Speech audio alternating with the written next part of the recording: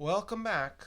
Well, in light of the very unusual bond markets that we're looking at lately, I thought it might be helpful to take an even deeper dive into some of the data we see here. The 1 year bond, or the 12 month, currently pays a 4.79% yield.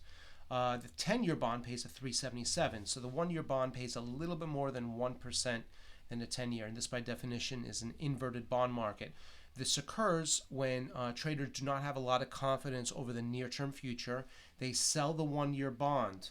Now, as bond prices go down, the yield goes up. There's an inverse relationship. The market must offer a higher yield in order to attract investment dollars. So we have more confidence about the 10-year outlook than we do about the 1 year outlook. Now, how can we expect the bond market to behave? Well, the purple line shows us the 1 year bond, the performance, the 20-day historical performance of the 1 year bond. The green histogram bars show us the 10-year 20-day performance.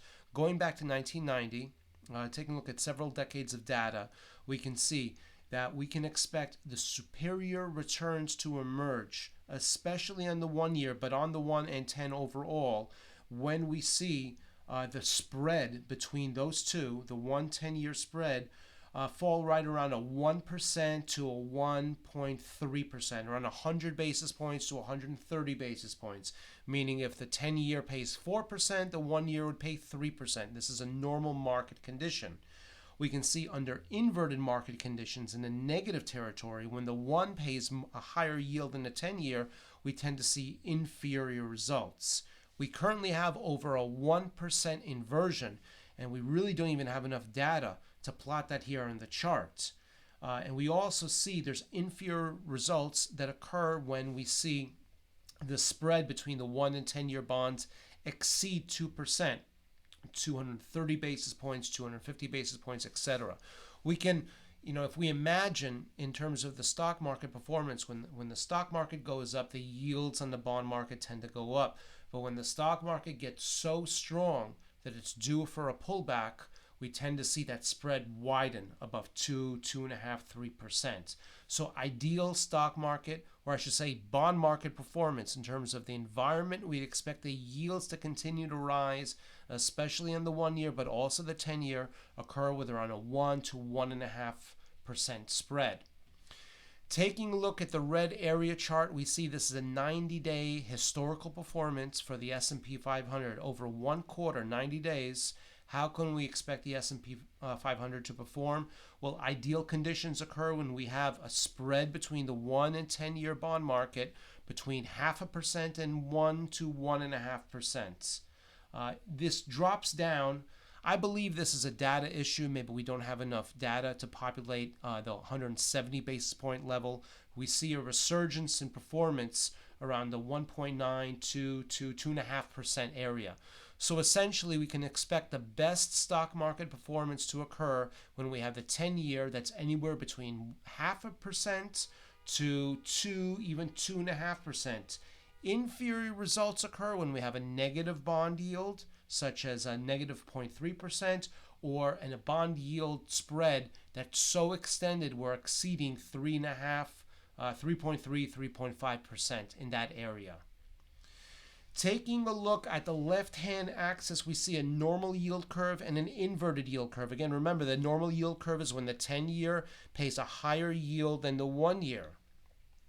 Now, when the 10-year bond the yield is above its own 20 simple moving average, meaning it's trending higher, we tend to see superior stock market returns. This is a 90-day historical performance of the S&P 500. Now, please note, over the past several decades, from 1990 moving forward, we expect, or we should say we've seen, around a 3% 90-day return. 1 quarter, we expect our S&P 500 to go up around 3%. If you annualize that, we see an average performance around 12% for the S&P 500. Now, we have superior results greater than 3%, 4.4%, 4.37%, when the 10-year bond is trending higher and the 1-year bond is either trending higher or actually even below its own 20 simple moving average. In other words, in a strong market, the 10-year bond is most important, especially when it's above the 1 year, especially when it's above its own moving average. When the 10-year is trending below its moving average, we see inferior results, especially when the 1 year is also below its own 20 simple moving average, the red horizontal histogram bar here. When we have an inverted yield curve, when the 10-year yield is below the 1 year, we see inferior results. Here we see the blue line shows us the 10-year is strong and the 1 year is strong, but the 10 is below the 1 year in terms of the inversion. When we see the 10 is above the simple moving average, or I'm sorry, when the 10 is, yes, above the simple moving average, but the 1 year is trending lower, we tend to see superior results. I think this is a case when you see a market that's recovering, when you see an inversion, but the inversion is disappearing. I'll show you a chart in just a moment on that. And then we see absolutely the worst results when we have an inverted bond yield curve, when the 10 is trending lower, when the 1 is trending lower as well. We tend to see just really not good results at all. Now, of course, we see, for example, 0.63% return. That takes into consideration stock market crashes and reversals as well. So I would not necessarily expect the market to always go up at least 0.63%. It could actually go down quite a bit during that period of time. Now, we take a look at the chart, and this is from the bottom of 07 moving higher. The green line represents the 10-year yield. The dotted green line is its own moving average. The blue line is a 1-year yield. It's above its own moving average. This shows us an inverted bond market. Now, the stock market, which is the red area chart, did go up to some extent, but the returns were not fantastic, and it did have a lot of sideways trading, especially in the latter part. We did see recovery though, and notice the green line starts to trend higher. It's approaching the blue line. This could cross over. We know historically speaking it did not. This was the beginning of the 2008 financial recession, and inverted bond markets tend to forecast tough stock market performance in the future. But this is really a warning signal that because the 10 is below the 1, we expect inferior results. Now, in a normal yield curve, the red line is a 10 bond, the 10-year bond above its own moving average. The yellow line is a 1-year bond, pretty much trading flat, no movement in the 1 year.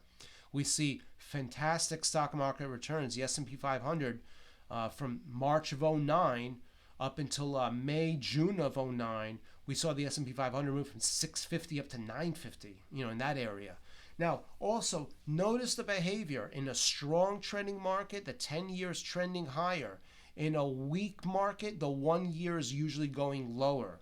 And that's really the anatomy of the bond market behavior and how we can expect stocks to behave, accordingly. So, again, going back to present day, we see here the 10-year bonds at 377, the 1-year bonds at the 479.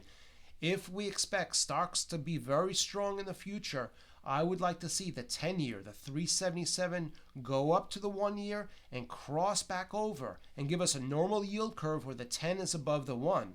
Conversely, if I expect weak stocks, I want to see the 1 year go down. Remember, the 1-year bond is very weak during stock market crashes. As we saw in our previous video, if you haven't seen it, take a look. It's the history of inverted bond markets. We would expect the 479 to cross back down below the 10-year, below the 377. Strong markets, that 10-year goes up. Weak markets, the 1 year goes down.